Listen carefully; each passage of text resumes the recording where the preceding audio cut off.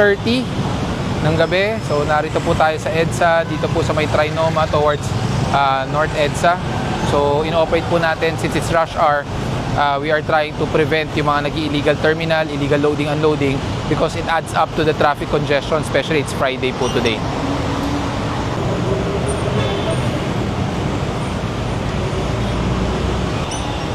Kuya, pag nag-ano kayo, wala ba, sa loob na lang kayo para hindi kayo nasa kalsada?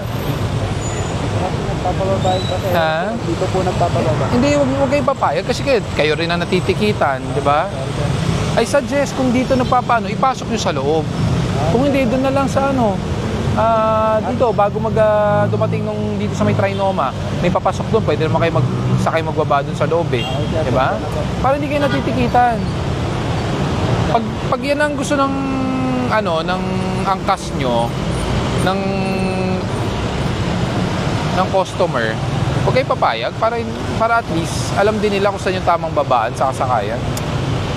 Magbubuk kayo, I suggest doon po sa lobby, sa entrance. Ayan po. Kaya namin hinuhuli. Kasi sa natin pinag-usapan yan, bawal ang loading unloading dito. Yung sa bangketa, pasukan nyo. Ayan, nasa sidewalk. Tabi nyo yung sasakyan, tabi nyo.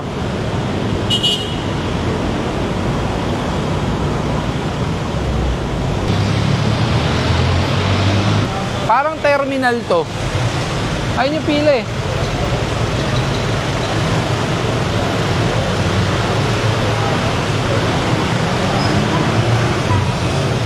Ba't kayo nandito? Kumain na ako sa Pilipinas. Ha? Kumain na ako ng parcel.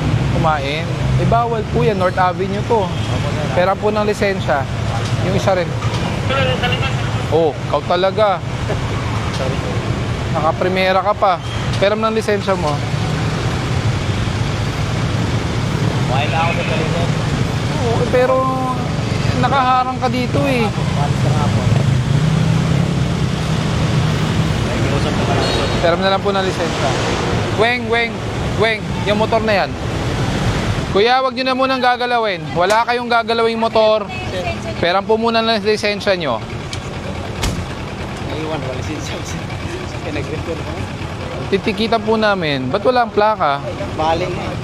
Wala ring papel yan. Doon sa bahay. Oh, paano ka nagmamaneo ng motor na lahat wala? Papel, wala. O RCR, lahat wala. May helmet ka. Dito lang sa shop. Kasi dito lang ang parada yung kagabi. Bawal po kayo dito eh. Dapat di kayo nag-aayos sa kalsada. Pagdating ng gabi, akala nyo walang huli. Samantalang alam nyo namang kalsada yan. Kung magpapagawa kayo doon, walang problema.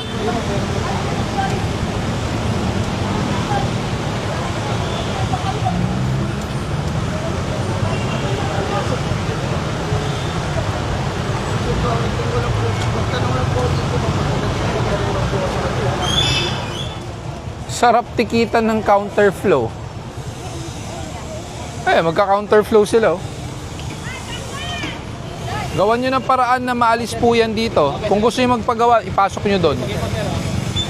Kasi kung hindi, pag naabutan ko yung mamaya, may tow truck na ako. Alisin nyo po yung mga yan, yung mga signage na yan.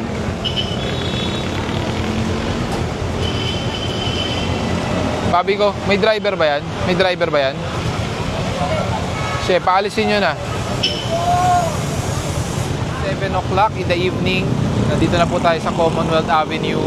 So, alam naman natin, Commonwealth is a very wide highway, no? Pero despite that, marami po tayo nakikita at natatanggap din na reklamo ng mga obstruction tulad po ng illegal terminal, ng mga jeepneys and other public utility vehicles, and also yung mga nag-illegal parking also along the street. So, i-operate po natin sila. And hopefully, sana po unti-unti mabago natin ito. Kasi kahit na malapad po itong kalsadang ito, still, bawal po at meron po tayong mga signages that states kung saan lang pwede mag-loading at mag-unloading. Ano yan? Hindi, sige, tigitan nyo na lang. Tigitan nyo na lang ng unattended yan. Tara, forward tayo. Paalisin nyo lang. Yung mga nakalatag sa kalsada, ipausog nyo. Okay na? O, tara, forward tayo. Doon sa may kanto, tingnan natin. Taboy nyo nga yung mga yan. Pataboy nyo nga yung mga jeep na yan. Yung nasa second lane. Senido. Senido.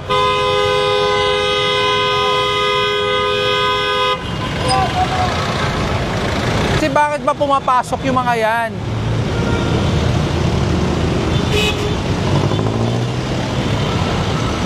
Ayaw kasi dumiritso lang eh. Padiretsohin yung mga yan. Itong van na to, Rio, sitayin mo nga, kanina pa yan eh. Nagbaba na rin yan doon sa loob. Nagbaba ka na nga doon na alam mong bawal, di ka pa nakontento, labas mo ng service road, nagbaba ka rin sa second lane. Hindi nakita kita. Nakita ko nakabukas pintuan mo eh. Kaya nga, ang gilid doon. Ang gilid ba, second lane? Meron nga ng lisensya, saka ng prangkisa.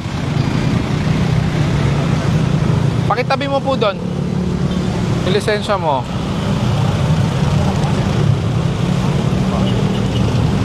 Alam nyo naman bawal mag-loading, unloading doon. Pinili mo pa doon sa second lane. Prangkisa ang kailangan ko. Hindi, pero ng lisensya mo muna. Ay, yung luma po, sir. Yung luma po. Hindi, yung bago. Consolidated ka po kasi, sir. Sige, titingnan ko lang. I-verify natin.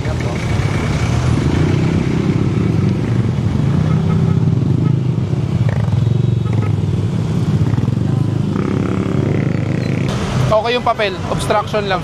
Nagbaba siya doon sa second lane. Wala ba dyan yung franchise mo? Hindi, memorandum circular yan eh.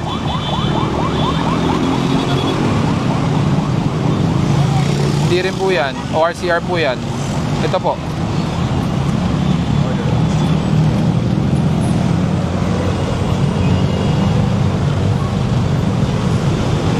Okay yung papel mo, pero ang problema mo, dapat meron kang up-to-date na authorization to use improvised plate. Ha? Sabihan nyo. Tama, sir. Sige. Saka huwag kayo magbababa kung saan-saan.